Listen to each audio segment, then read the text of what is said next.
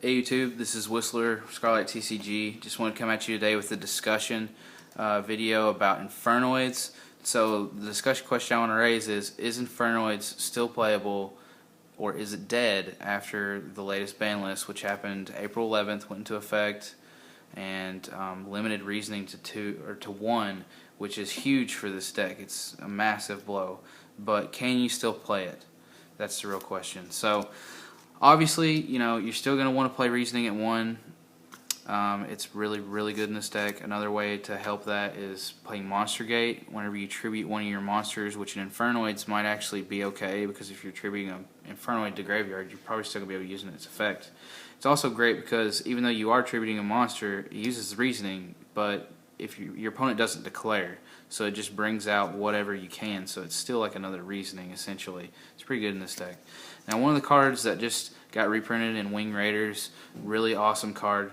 It's inherently slower, but the meta's kind of slowing down right now, so it's definitely something you can sub in.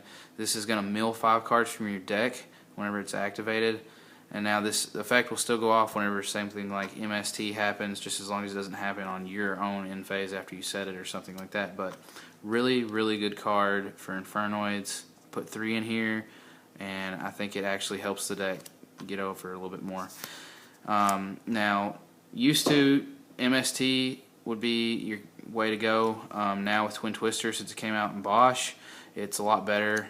Discarding 1 card in Infernoids, you kind of want to discard. You kind of want to get things in your graveyard. So destroying 2 spell or traps by discarding 1 might actually not even hurt you at all, like it's supposed to be doing. And I think this is a really great card, obviously, with the way the meta's going. So one of the things that you always used to do that was really good, obviously getting Omega on the field with bringing him back, during your standby phase, and then being able to banish him during either player's main phase to be able to take 1 from their hand to banishment. It just kind of was an awesome card. And Infernoids in particular, because of the 8-star rule, you could summon 1 more, but then after that you couldn't summon anymore. So with this, you can still do the banishment, be able to get it out, do whatever you need to do, bring out something like a Nunsu, which is really awesome because it won't destroy your Omega and it'll come back. But one of the main effects that a lot of people might overlook, or a lot of people do use it, but it's just depending on whether or not you know really how to play this card. If this card is on the field whenever your opponent's standby phase happens, you can bring 1 card back from banishment to your graveyard, which for Infernoids, that is just fire right there. So having 2 Omegas on the field will just be absolutely insane, which is totally possible to do. Another card that's really good in here, obviously Norden, being able to bring back 4 stars, being able to do stuff with him. But 1,000 Restrict, that is really awesome now to be able to have something where you can basically get over their monsters, especially in Infernoids. Sometimes you have trouble if you can't bring out something like a Nunsu because you don't have enough in your graveyard to be able to do that. So being able to take control of their monster and basically destroy it with instant fusion into 1,000 Restrict. So something I want to touch base on real quick on what we're doing now is I've basically made it my main priority, even much more so, to get Omega out now than ever, just so you can bring everything out. So something I've done recently is added Glow Up Bulb to my deck, just because it's so good being able to sink into stuff, especially when you're using Seismotus at a 7-star, being able to bring out Glow Up Bulb, sink them into an Omega, get them out, bring out an Nunsu after you have used his effect to banish him, to banish 1 from their hand. You got a Nunsu on the field, he comes back to your next standby phase, and then you got these 2 big guys sitting on the field, and it's hard for people to get over that. Some other ways you can make them really quick, being able to Decatron.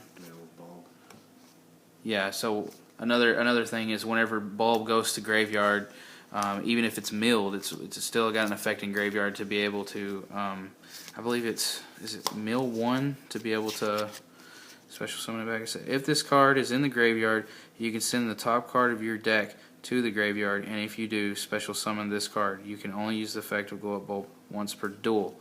So it's really good for synchros, so you can synchro it, goes to the graveyard, and then you can use its effect to be able to mill 1, which is good for Infernoids, to be able to bring it back onto the field to sync it again, which is really awesome. I mean, what else could you ask for in a synchro 1-star? So being able to do that with Seismonis into an 8-star Omega or sync into some other plays is pretty damn good. So, but as I was saying, other quick ways of getting him: Decatron, be able to send one, take the effects, and add on the stars. So you want to send Harmadic whenever you're doing this, usually, because you're going to be doing lots of other 4-stars in your deck.